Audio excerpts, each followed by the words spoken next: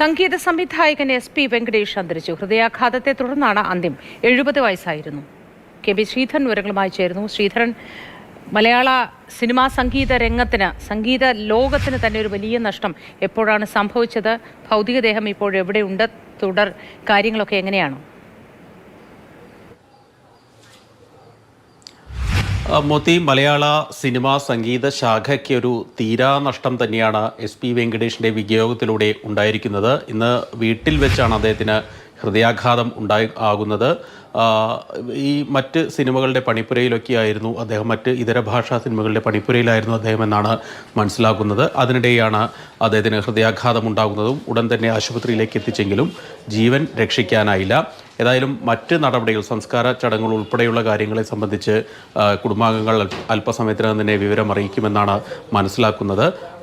SP വെങ്കടേഷിൻ്റെ സംഭാവനകൾ എടുത്താൽ അത് മലയാള സിനിമാ സംഗീത ശാഖയെ സംബന്ധിച്ച് വളരെ വലുതാണെന്നുള്ള കാര്യത്തിൽ യാതൊരു സംശയവുമില്ല.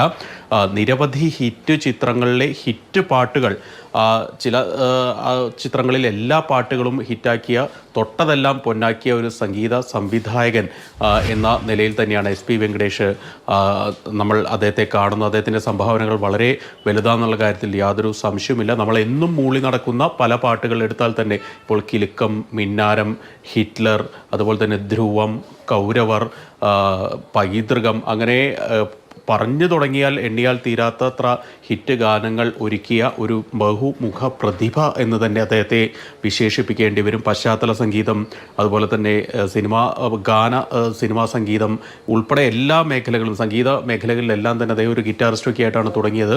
എല്ലാ മേഖലയിലും വലിയ ഒരു കഴിവ് അദ്ദേഹം തെളിയിച്ചൊരു വ്യക്തിയാണെന്നുള്ള കാര്യത്തിൽ സംശയമില്ല. പ്രിയദർശൻ, ജയരാജ്, തമ്പി കണ്ണന്താനം ഉൾപ്പെടെയുള്ള സംവിധായകരുടെയൊക്കെ സിനിമകളിലെ നിറ സാന്നിധ്യമായിരുന്നു അദ്ദേഹം. രാജാവിൻ്റെ മകനിലൂടെയൊക്കെയാണ് അദ്ദേഹം തുടങ്ങുന്നത്. അതിനുശേഷം 80കളിൽ 90കളിലൊക്കെ എടുത്താൽ മലയാള സിനിമയിൽ അവിഭാജ്യ ഘടകം എന്നുള്ള അവസ്ഥയിൽ, അല്ലെങ്കിൽ അവിഭാജ്യ ഘടകമായി തന്നെയാണ് അദ്ദേഹം നിലകൊണ്ടിരുന്നത്.